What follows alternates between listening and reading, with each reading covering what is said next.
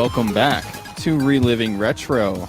The 2022 Reliving Retro Game Awards are finally here, and I'm joined, of course, by my co-host, Mr. Andrew Yaiser. How are you, buddy?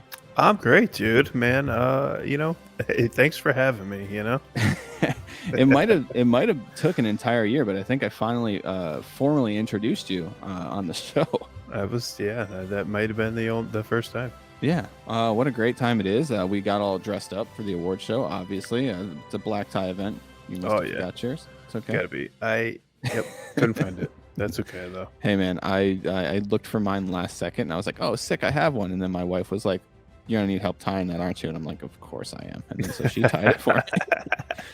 Yeah. Damn, your wife knows how to tie a tie?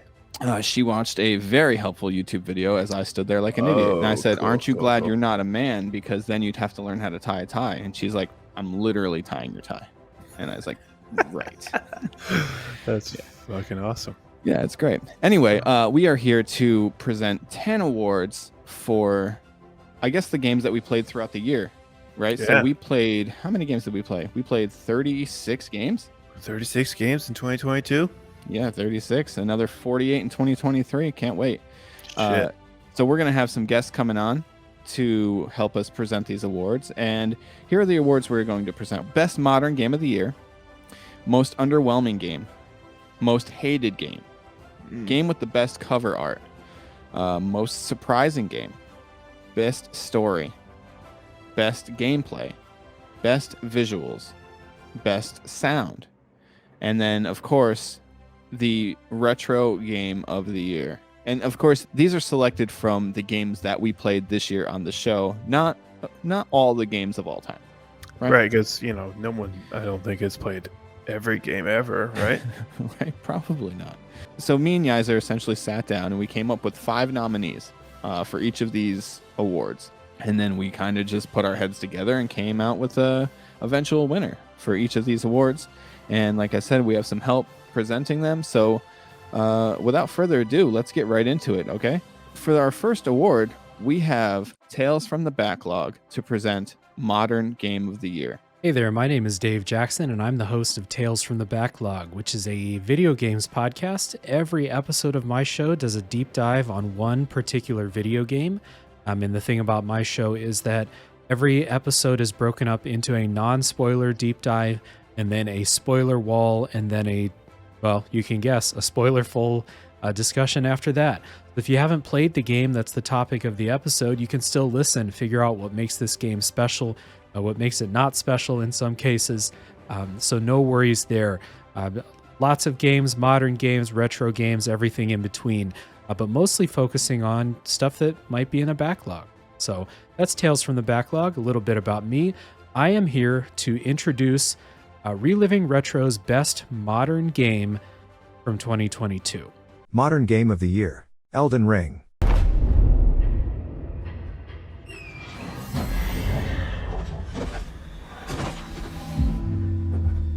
The Messenger.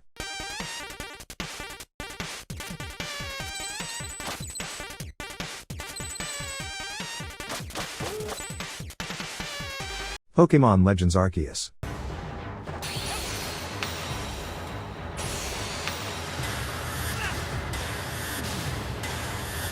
Modern Warfare 2.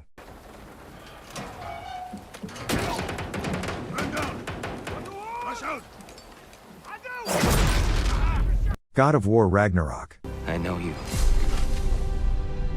God Killer. What is it you want from me? And you heard those great nominees. All of those are games that I think are really good, most of them.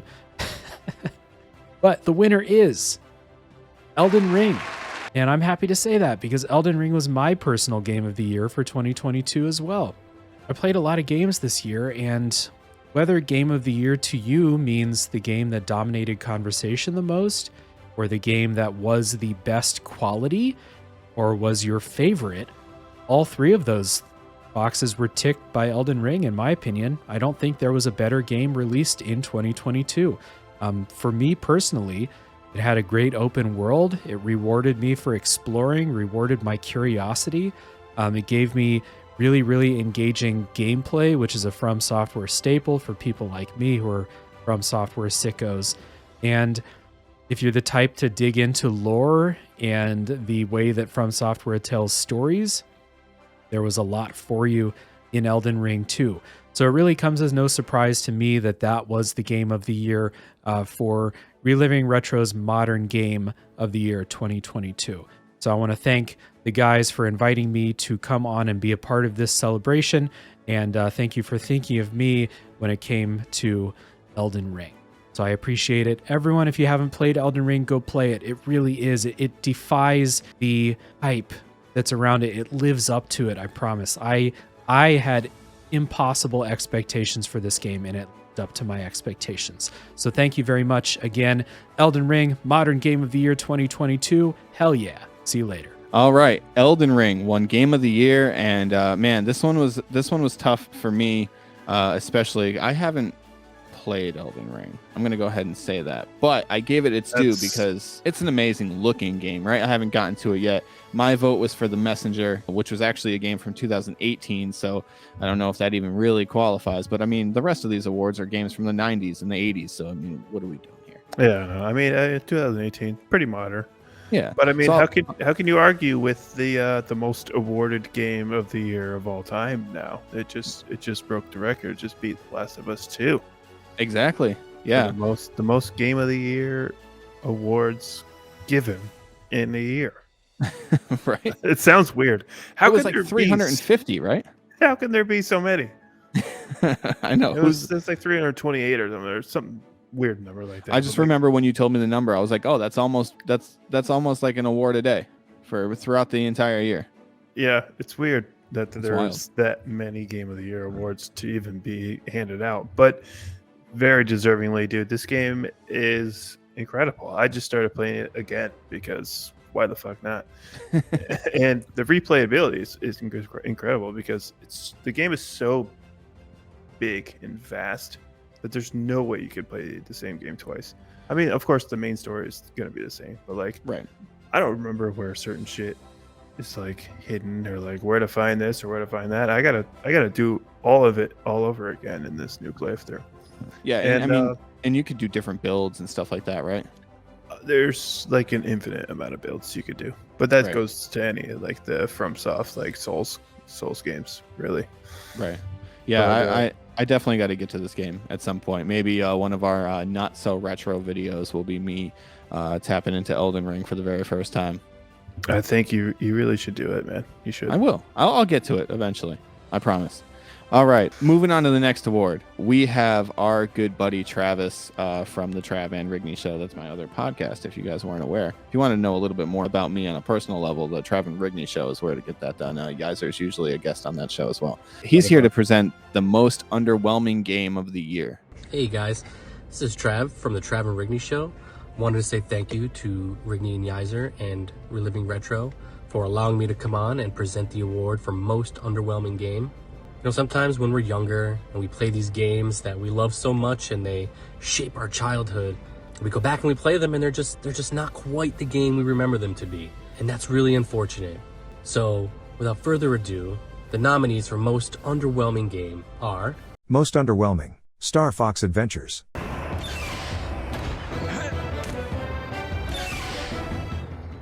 This is Cloud Runner Fortress. Cool Spot.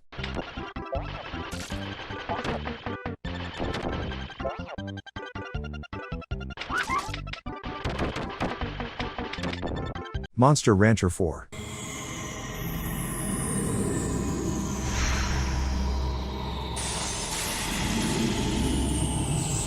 Turok Dinosaur Hunter.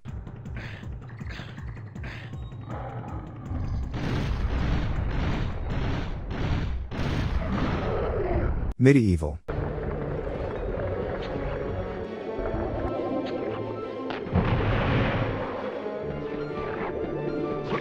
and the award goes to Medieval.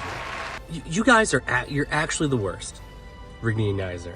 This game and Sir Daniel Fortescue do not deserve the disrespect you two continue to feed it. Okay? This is an absolute travesty. I thought you guys were my friends. You know, I know why you asked me to do this award, because I was the one that told you to play this game, and it was great. So what? The camera angle made it a little rough sometimes. These are games from the 90s, man. Okay, they're not going to be perfect. This game was iconic. Iconic. I'm very disappointed in you two. You're actually the worst.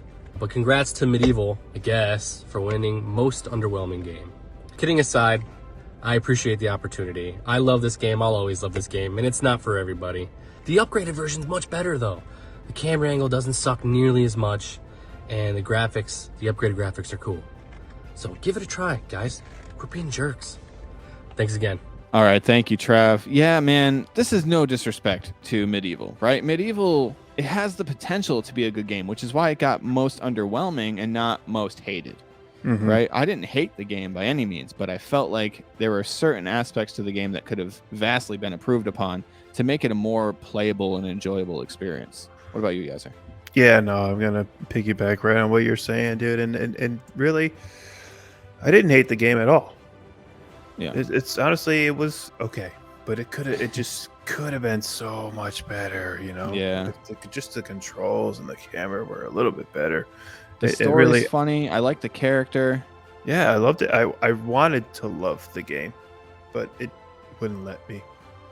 It why just, it was- it just didn't want to be loved the It way we just wanted didn't. to love a game. No, that's why it was very underwhelming because I really wanted to love it. Yeah, I mean, I totally agree.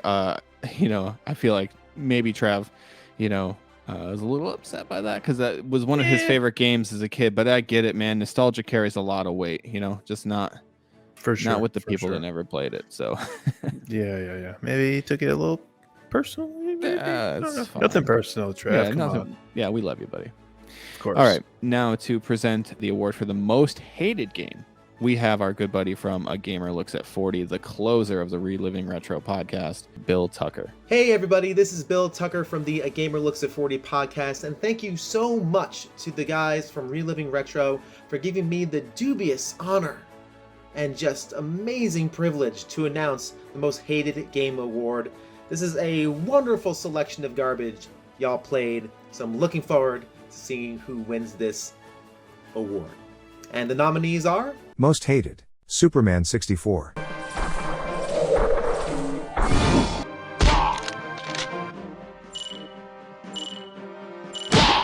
Bart vs. the Space Mutants.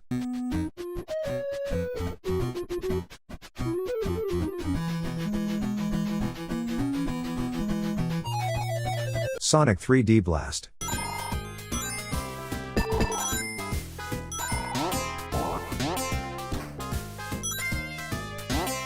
Turok Dinosaur Hunter.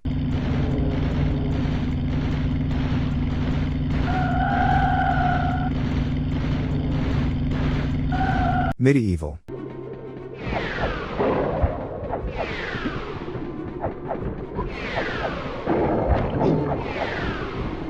And the winner is... Superman 64!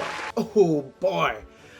What a piece of junk that one is. Whenever I play a game for the first time, or for a review or a show, I try to divorce myself of popular opinion. That way I can see if there's some good things they missed or some bad things, see how it really honestly hits me without the hype machine.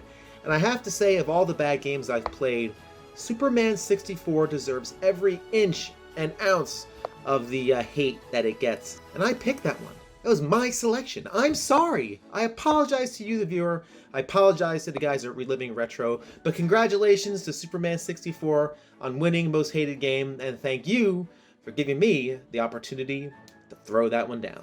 Catch y'all on the next show. All right, thank you very much, Bill. So Superman 64 wins our most hated game of the year. I think that one's pretty cut and dry, don't you, Yaiser? No brainer. This is a no brainer. This is what there's like two of these categories were pretty much set in stone before we even knew we were going to do this award show. Yeah, And this was one of them, dude. That game is just, it's not even, it's not a game. Fuck it. It's not even like a complete game. It just feels, it's barely playable, yeah. it is unplayable. Yeah, I thought maybe you would have thrown some votes to Sonic 3D Blast, considering you were able to play Superman 64 for a little bit longer. But I mean, I think just maybe I had a couple too many beers and I was a little sleepy that night. It was really hurting my head for Sonic 3D Blast, but I think it was ultimately a complete game, at least, you know? Yeah, that's fair. Totally fair. Yeah. All right. Let's move it over to one of the more interesting awards I think that we gave out this year. It was one of my favorites to look back at because sometimes when thinking about games, it's almost the first thing you think of, right? This is the award for the best cover art, presented by Gamer Aimer. Hey guys, it's Gamer Aimer here. So today I am presenting Reliving Retro's award for best cover art. So the nominees are Coolest cover art, Wild Guns.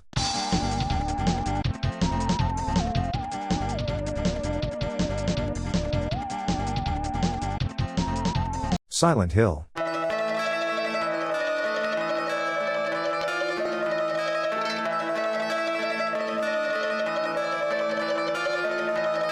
Banjo-Kazooie.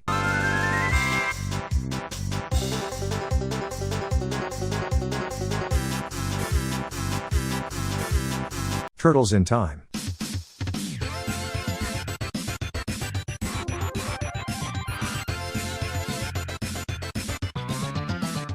Castlevania.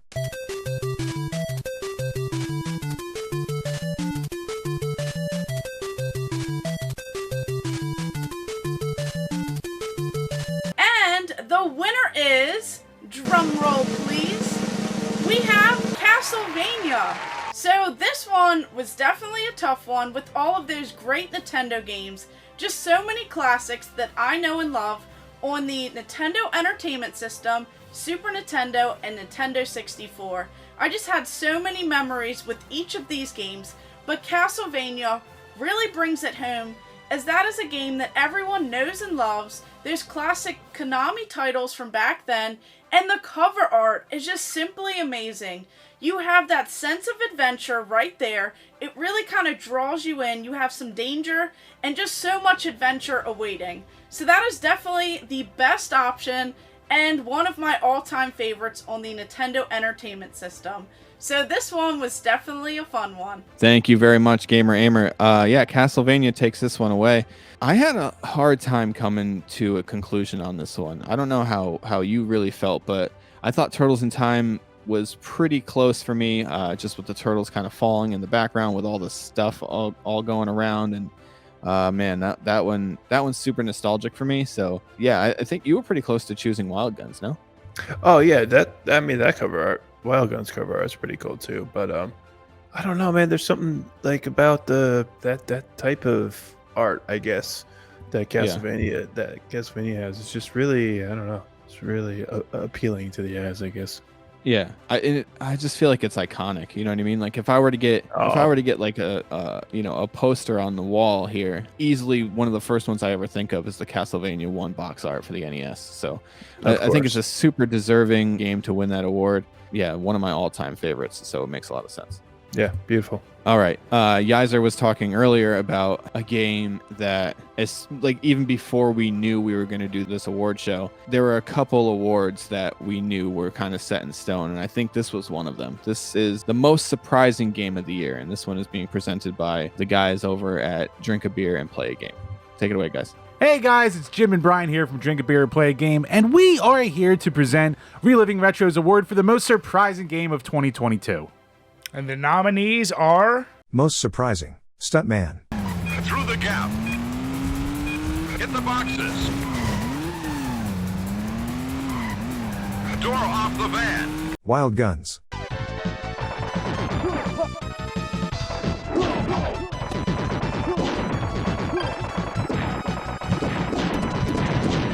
Space Mega Force.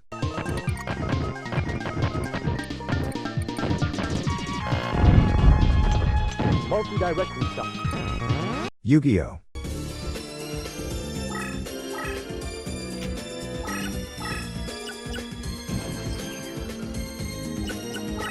Road Trip Everywhere.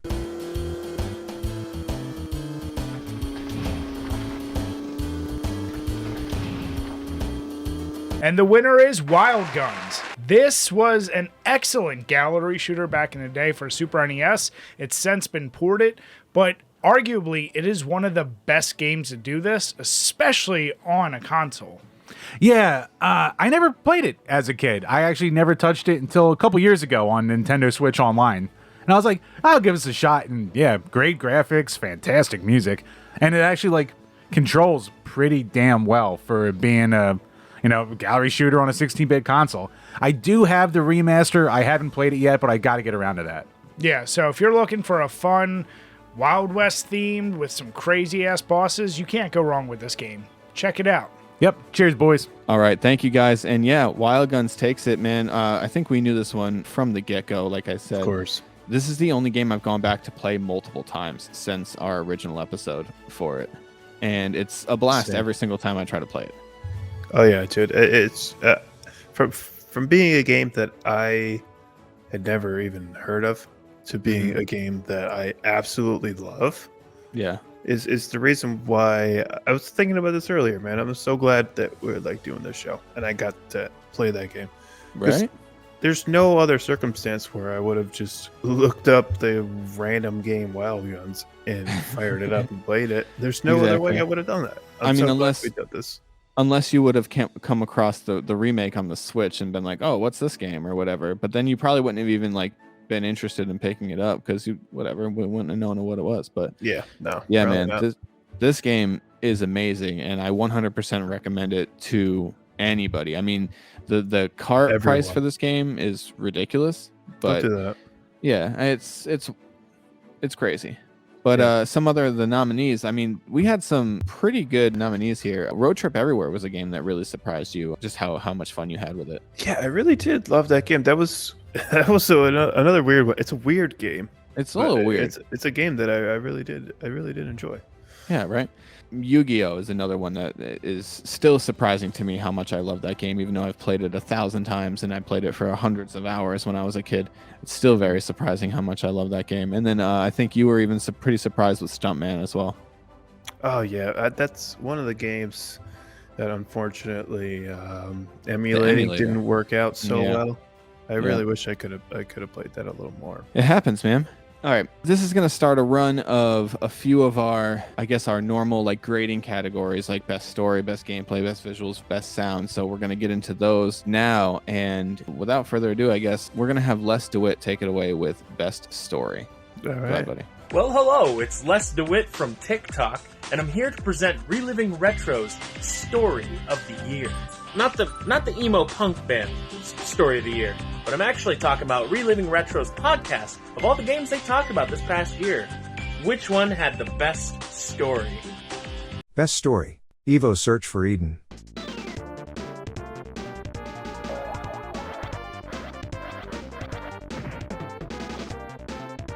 Bully.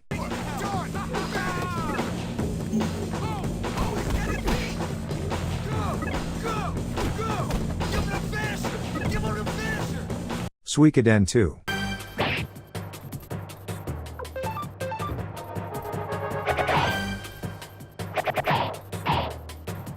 Fable. Who is she anyway? Some tart from the village? Younger than me, is she? You filthy swine! Link to the Past.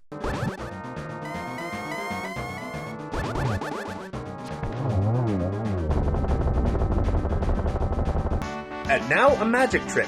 The best story of the year is Fable. There's a reason this is one of my favorite Xbox games of all time. I absolutely love how you felt in the middle, engrossed in this story, like it was your tale. And back then, that was not as common as it is now. It was one of the first times in a video game that being a jerk actually meant something. So many memories with this game. All right, thank you so much. And yeah, Fable took that one. I think the dynamic of being able to be good or evil and your choices really impact how your story goes is really what made this best story for me. Like, you got to literally create your story in a sense. So I thought that was one of the best parts of any game that we've played so far. Oh, 100%, dude. It's just it makes you want to play the game twice. You know what I mean? Yeah, or maybe for sure. even 3 times. I was gonna say at least twice. Yeah. Yeah, like we were talking about Elden Ring, this brand new game that came out this year. Yep. You could do whatever build you want. You know what I mean? And the same goes for Fable, a game that's fucking 20 years old. Yeah. You know, the good versus evil aspect is awesome.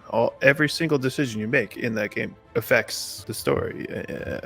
Generally, you know, the runner-up I would say here. It wasn't set in stone for me like a couple of the other categories were, because Evo, I gotta give shout out to Evo because it's the story of all stories. You know, Right. it's the story of evolution. It's Yeah. like, so I was a little torn, but like. You can't tell any other story without that story. Exactly. It's Yeah. the story. Yeah, exactly. So yeah, this wasn't an easy one for me to pick, at least, but we got to go with Fable. That game is incredible. That's such a great game. Yeah, and I think Suikoden 2 made a pretty good push itself. However, I think the biggest drawback to that game, for me at least, is it's a little overwhelming with how many characters, and I can't keep track of who's who and who they are to the plot, and it's too much for me personally. So, Fable was a lot easier to keep track of. Just absolutely love the fact that your decisions kind of impacted how the game would go. Yeah, love it. One of my all-time favorites. All right, so moving on to best gameplay, and we have Aaron and Dave from the Go Deck Yourself podcast and the All G's podcast to present that one. Oh, jeez. So take it away, guys. Hey, what's up? I'm Duder from Go Deck Yourself MTG, and you can find that on youtube.com. And you can also find me at GoDeckYourself_MTG on Instagram. I'm David from All G's MTG and the Metal Memories podcast. And Duder and I are here today to announce the winner of Reliving Retro's Best Gameplay Award. And the nominees are... Best Gameplay, Super Mario Bros. 3.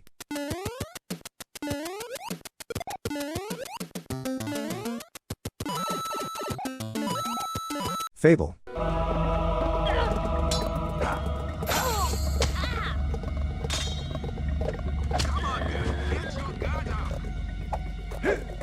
Wild Guns.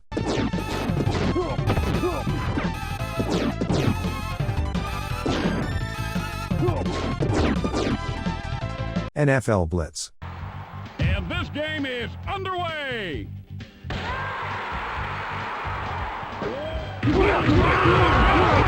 Mike Tyson's Punch Out.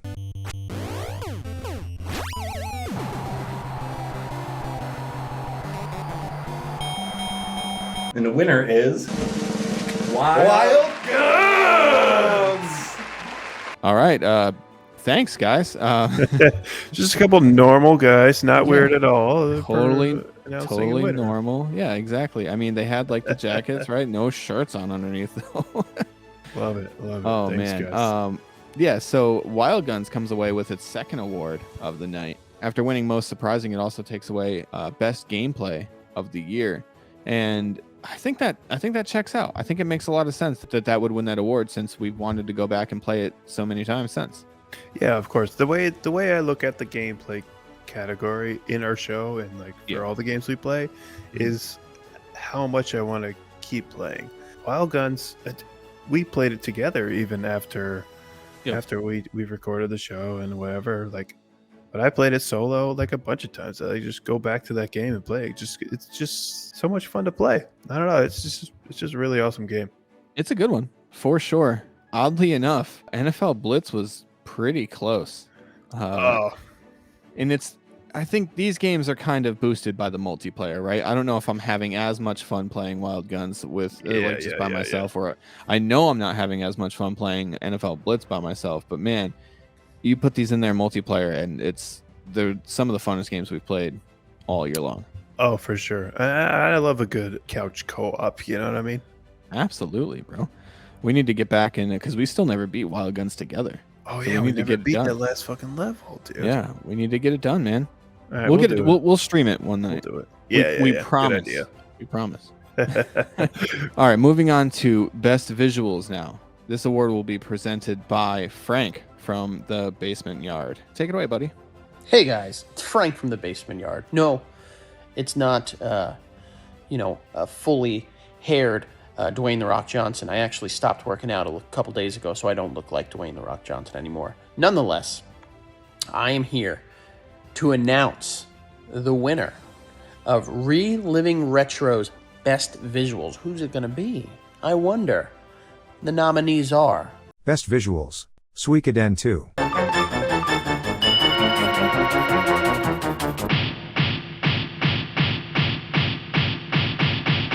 Super Mario Bros. 3.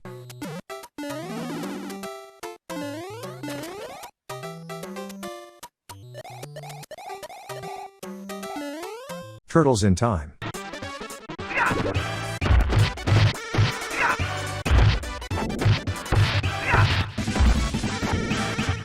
Star Fox Adventures.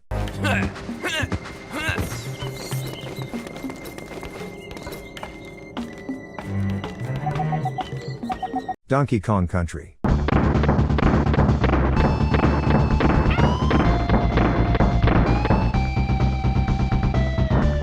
don't know about you. I don't know. Those are some nominees, if you ask me. And the winner is... Let me just open my envelope here. I don't have an envelope. I know the winner already. It's Donkey Kong Country, baby. Congrats and snaps all around. Listen, personally, the game still holds up. It still looks great. It still looks good. Pretty good, if you ask me. I don't know. You know, I thought Super Mario 3 might have come away with it, or maybe the episode I was on where we talked Star Fox Adventures. Nonetheless, that big-ass ape, that dumb, stupid-ass ape, has something else in his award shelf now. So, congrats to Donkey Kong Country, and congrats to my buddies on doing another incredible year over at Reliving Retro. I'm still waiting on my call, boys, whenever you want to talk about some more video games. Goodbye. All right, thanks, Frank. Hey, man, check your DMs. I'll probably be in there in a couple weeks to talk about you coming back on the show, and we can play some more games together. Always welcome back. Right, for sure. Donkey Kong Country, I think, is a pretty easy one for me here. What about you? Yeah, dude. Especially, it's the Super Nintendo did some fucking very impressive shit. Didn't it? Like, and it all holds up. Not only does it look great for the time, but it looks good now. That's the thing, dude. It still looks good. I don't know. There's no other retro console that like holds up graphically like the Super Nintendo does. Yeah, thank you, man. I appreciate that. I didn't make the Super Nintendo. I wasn't a part of any of the games, but it's my favorite console, so I take that as like a personal compliment for some reason. Oh yeah, no, I was saying that to you specifically. I appreciate that. I think Suikoden 2 put up a fight. That game looks amazing. Sure. And honestly, it's because in an age of early 3D graphics, it went the opposite way, and it aged perfectly because of that. Yeah, so they were like, nah, let's not go into that shitty stuff. Let's just improve on what was already fucking great. If Final Fantasy VII was done in the same way that this game was done, man, it would hold up even better than it already does. I would have played it all the way through when I was younger, probably. Yeah. I also think Turtles in Time deserves a little bit of credit here, and not necessarily because graphically it's amazing, but I think that it does something that a game like South Park, Fractured Butthole, or Stick of Truth. Stick of Truth does amazing, which is it makes the game look like an episode of the show. Yeah. And Turtles in Time did that really, really well. It looked like the animation looked like it came from the show, all the show's characters in it. So, yeah. So I guess extra props to Turtles in Time there. For sure. Yeah. All right, moving on to best soundtrack. I think this one was also pretty easy for me, at least. I don't know if you struggled with it at all, but we have our good buddy DMC presenting this one. Hello, I'm DMC PCRT, and I'm here to announce the nominees for Best Soundtrack of the Year. And the nominees are... Best Soundtrack, Link to the Past.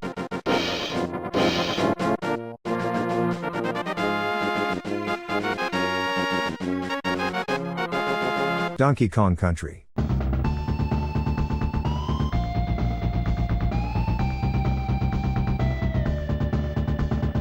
Super Mario Bros. 3.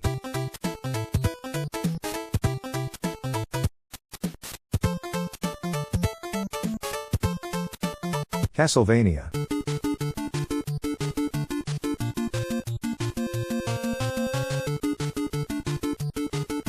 Tony Hawk's Pro Skater 2.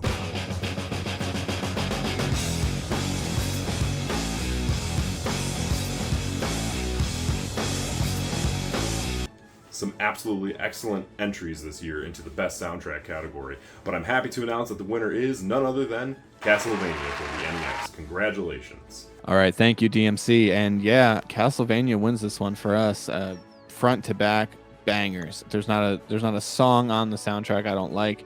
I think it's the best soundtrack on the NES. Everybody will say Super Mario Brothers 3, and I will disagree. Violently disagree. I think it's Castlevania hands down. As far as like Tony Hawk's Pro Skater 2 goes, I don't know. It's really like it's subjective, really. If that's your Yeah. kind of music, then maybe. For sure. But it's also like, to me, I don't know. I don't think video game music, and I don't think really Rage Against the Machine. You know what I mean? Like, I think like, right. you know, 8-bit, like the chiptune stuff. I don't know. I just don't think like, yeah, I could find this, you know, I could listen to the video game music on the radio. Do you know what I mean? Yeah. So No, they're yeah, I good hear you. songs. They're good songs. It's a good compilation of like, you know, punk songs and whatever. It's very like early 2000s, late 90s, that soundtrack. Very. And I'm going to be completely honest. One of the biggest reasons why I was excited for Tony Hawk's Pro Skater 2 is because I saw that there was a Papa Roach song on this. Papa Roach. Big Papa Roach guy in the early 2000s for sure. But yeah, Castlevania takes this one. And yeah, man, I mean, I know you said Link to the Past was pretty close for you. Oh yeah, dude, it has to be.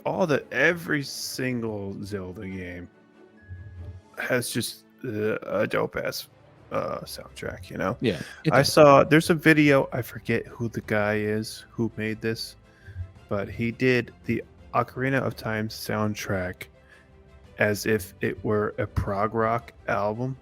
Okay. It's fucking amazing.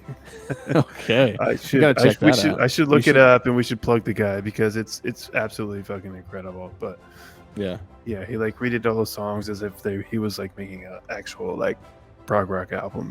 That's awesome. It was Dude, find it and send it to me so I can watch it after the show. I will.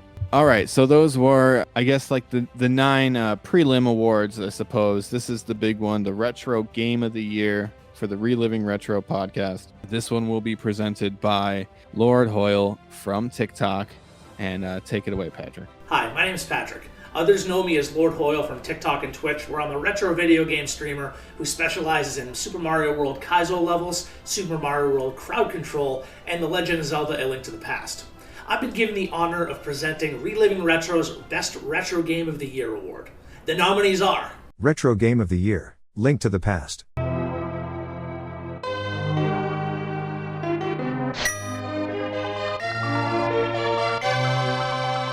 Donkey Kong Country.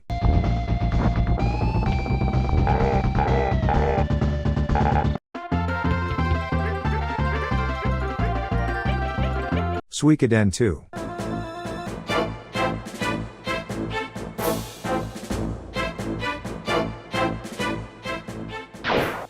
Super Mario Bros. 3.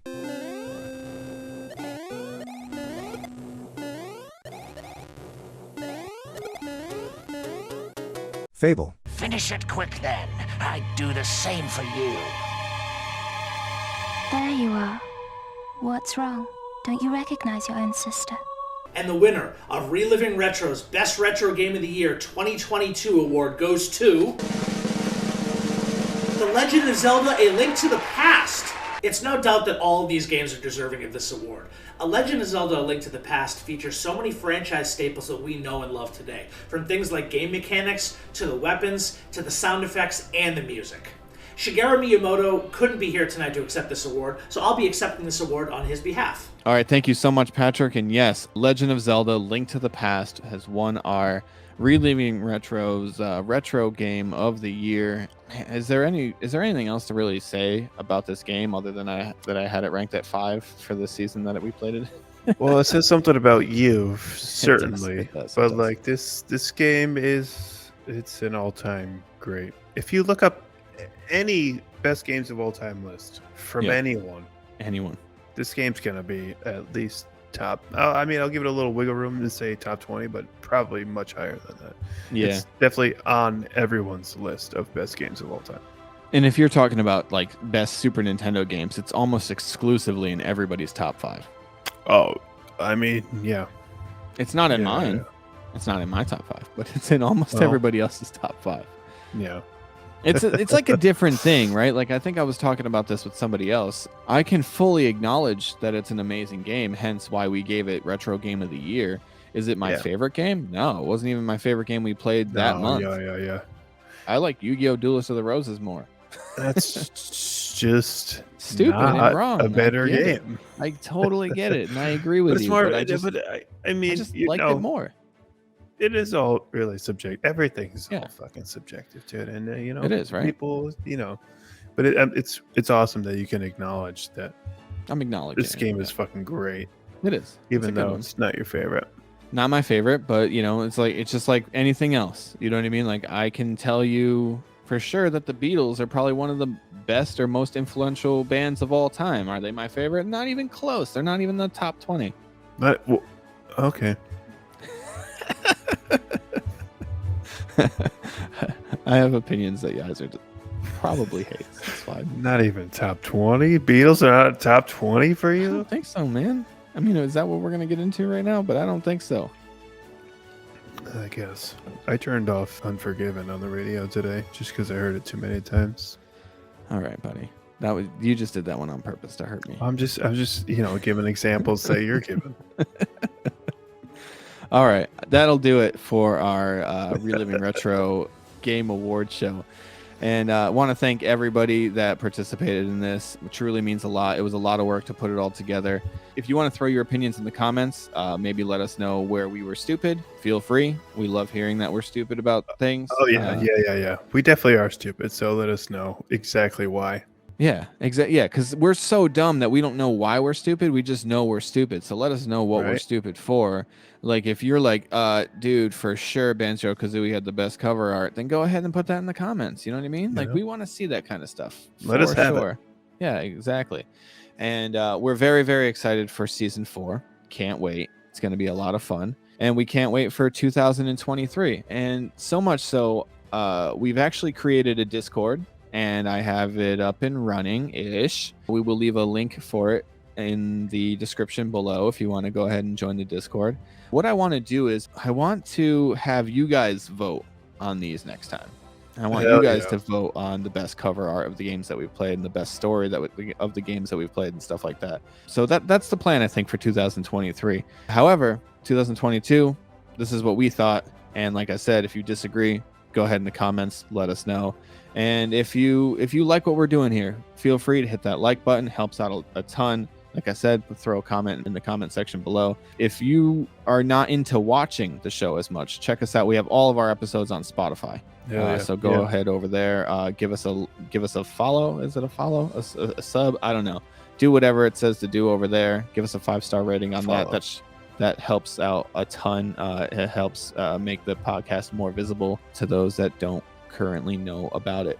And as always, if you want to support the show even more than the free stuff, just, other than liking and commenting and sharing or whatever, if you want to support the show on a monetary manner, I guess it's $5 a month on Patreon, and that link is in the description as well. And then you can comment a game on the Patreon list, and we will get to your game much quicker than if it's just thrown into the master list. Yeah, so, it's basically a fast pass. Yeah, it's a fast pass. You ever been to the Six Flags and you want to skip the line? Of course you do. Is it too much money? Of course you want to skip the line. Of course it's too much money. Is it too much money here to skip the line? No, it's $5. $5 for a month? $5. That's it. All right. I think we did it, man. It's been a long year. I'm tired. We should go to bed. We probably should. Yeah, it's a little late. Yeah, why don't we do that? Do you have anything you want to say to the people? Just a big thanks to everyone who watches, everyone who, who's is a guest, everyone who contributed to our awards show tonight. Just being thankful. It's not Thanksgiving, it's New Year's, but still, I'm very thankful for everyone. Yeah, same. All right, so that's it for this year, I guess. Putting a wrap on 2022, and we'll see you guys for Season 4, Episode 1, Mario and Luigi Superstar Saga with our good pal DMC. It should be a fun one. Thank you guys so much for watching. Take care. Peace.